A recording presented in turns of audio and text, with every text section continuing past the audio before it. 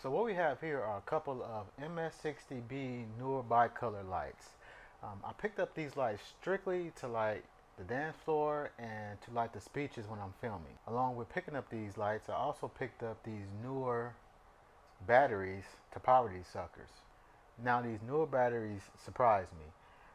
What I did at the reception, because I wanted to test everything out, this is my first time actually lighting reception, so everything here is new and I wanted to see exactly how reliable everything was.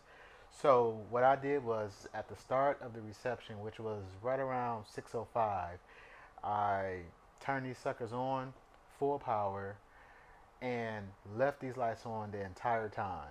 I did turn them down during dinner. I think I turned them down to about 30% just because a few people were complaining about how bright the lights were. So I turned them down to about 30%. After that, after dinner, when the speeches started, I turned everything back up to full power. And again, this was over a course of 2 hours. I think I started to break my equipment down right around 8:30. 8:20, 8:30 is when I started to break my equipment down. And the first thing I did was I looked at the back of the battery meter here, and I still had 3 bars out of 4. So with that being said, these newer batteries here are more than enough to power these lights for one, and two, to last the entire reception. So that part you do not have to worry about. And as of right now, I would say these batteries are definitely a must buy for this setup.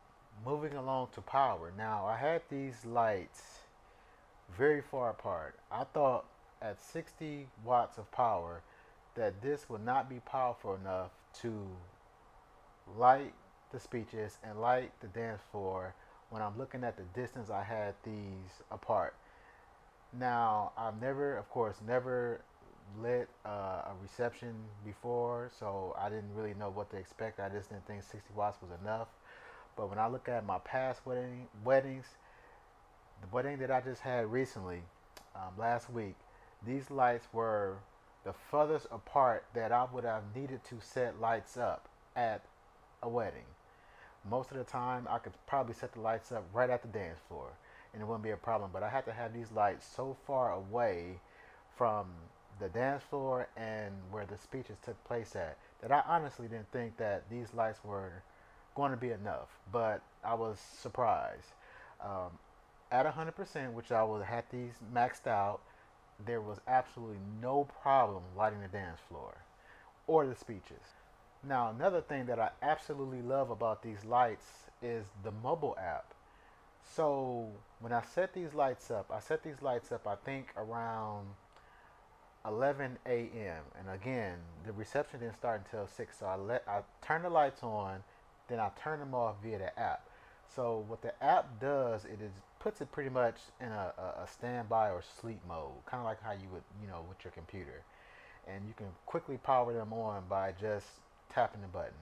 Again, this is all new. I did play with it here at home, but with the lights being so far apart, I thought I would probably have to walk up close and do that. So again, I'm testing all this stuff out. So I stood right where the speeches were, right in the middle. I was equal distance away from both lights. When I opened the app back up, it took about 6 or 7 seconds for it to reconnect to these lights. And hit the button, and they turn on just like that. So the distance I had, these lights were not a problem at all.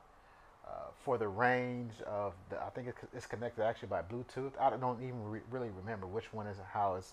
I'm sure it's Bluetooth, but Bluetooth or Wi-Fi. But the range is more than enough for a reception hall. You're not gonna have to walk right next to the light. I had no problem being right in the middle. I don't know the exact distance, but in the video clips you can see about where the lights were and where the head table was at.